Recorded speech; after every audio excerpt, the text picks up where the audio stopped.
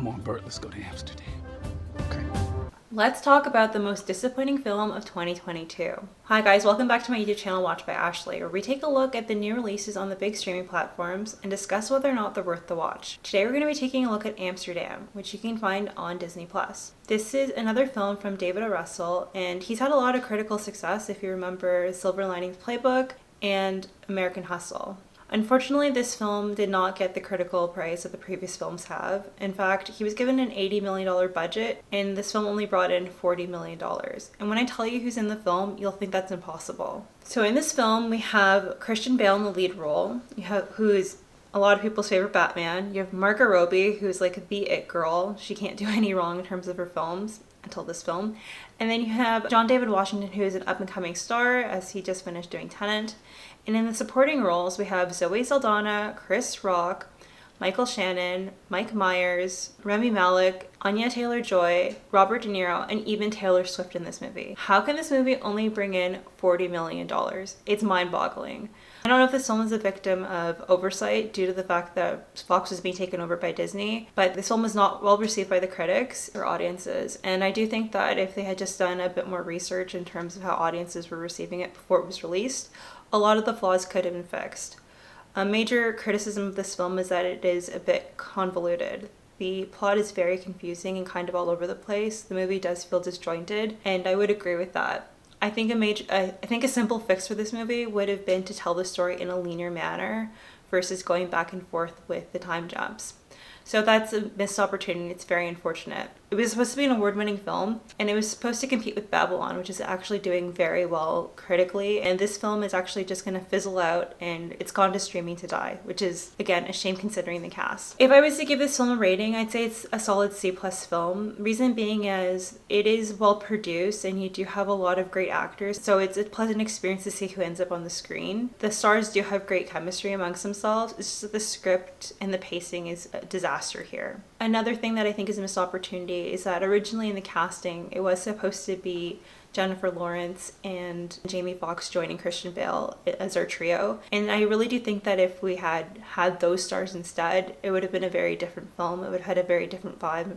So another missed opportunity by the studio, I guess, due to negotiations, whatever the reason is. I will give a high-level summary of the plot for those of you who might be interested in the film but just aren't sure just yet. But before I do that, what I would ask, if you're enjoying the content here so far, please consider giving me a like and subscribe. It'll help me grow the channel. And if you ring that bell, you'll get notified because I do upload videos twice a week, so I'd like to keep you informed. So let's get into the summary. When we start the film, we get to meet Bert, played by Christian Bale, who is a veteran of World War I. So he has a bit of medical background, so post-war he ends up opening his own clinic where he actually gets to help other veterans. And while this is good intentioned, he's been known to be very liberal with his prescriptions in terms of painkillers to these veterans. And his defense is that he knows what it's like to be in pain, but it kind of causes problems for his in-laws because it's very prestigious to be in the medical field in New York, and he's kind of giving them a bit of a black eye. Bert's best friend is Harold, and Harold also is a World War I veteran. They served together, and Harold actually went into the legal field, and he's become a lawyer. And so whenever Harold has a case that requires to have a medical opinion, he always reaches out to Bert for help.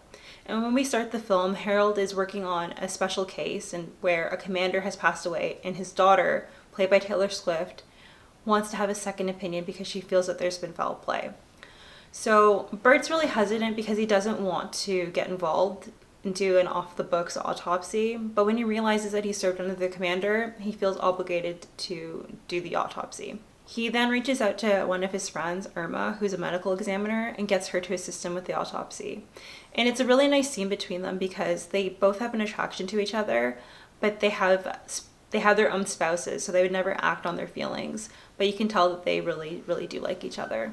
Through their autopsy, they determined that the commander actually was poisoned, and so there was foul play in his death. Bert and Harold go to meet the commander's daughter to give her this news, and unfortunately, she ends up getting pushed in front of a vehicle and is murdered. Throughout the commotion, Bert and Harold actually end up getting framed for the murder, and that's where the action kind of picks up in the film because they need to prove their innocence. And while they're kind of going through that journey, we're put into a flashback. And in the flashback, this is during Bert and Harold's time in the war, and they're in the hospital recovering. They're being taken care of by this beautiful nurse who has Valerie, played by Margot Robbie. And the three of them end up developing this really unique bond. They become best friends.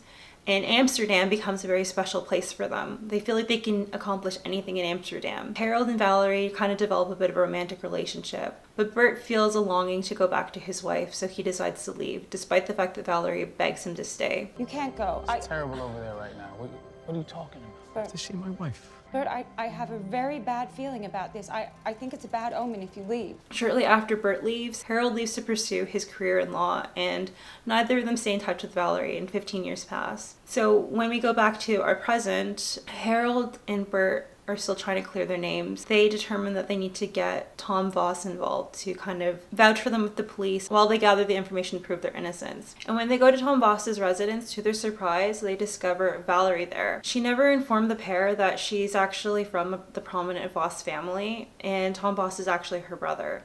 So when they are reunited, of course the two gentlemen are in complete shock, and they're also hurt that she was in New York the whole time and never mentioned anything to them. But as they discover, Valerie's actually been pretty sick, and her brother Tom keeps her trapped in the house, and she can't speak to anybody. She also divulges to them that she's the one who referred the commander's daughter to them because she knew that she could trust them.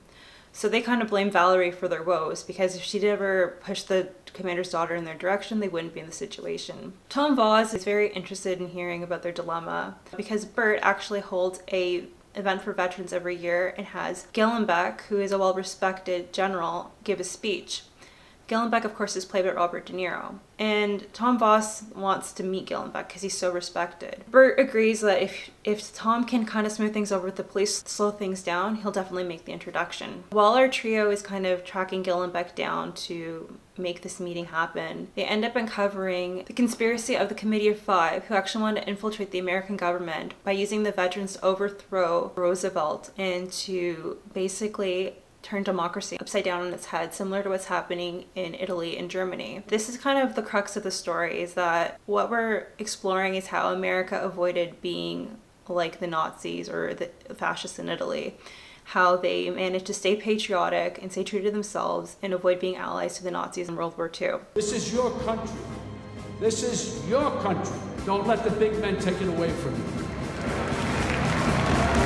That's really the main storyline of the movie, that it takes a while to really get you to that point.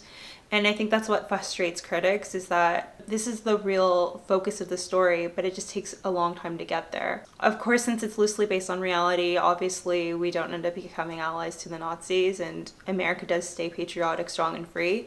So that's the basic summary of the movie. It has obviously a lot more moving parts to it, but like I said, it would be a high-level summary in case you still want to check the movie out. Like I said, in my opinion, the film is okay. It's a C+ movie. I think the real focus and selling point here is just the ensemble cast. So if you like films that feature a really large group of stars in one spot, then you'll enjoy this movie. But those are my thoughts in regards to Amsterdam. Please let me know if you've seen the film. Did you enjoy it? Do you think David O. Russell will be given a chance to direct another film? I don't know. I'm kind of doubtful of that. But let me know your thoughts below. If you enjoyed the content here, please give me a like and subscribe. So it'll help me grow the channel. Also, I post videos twice a week, so ring that bell if you want to stay up to date in terms of what I'm posting. And that's all I have for you today, so thanks a lot, and I will see you next time. Take care. Bye.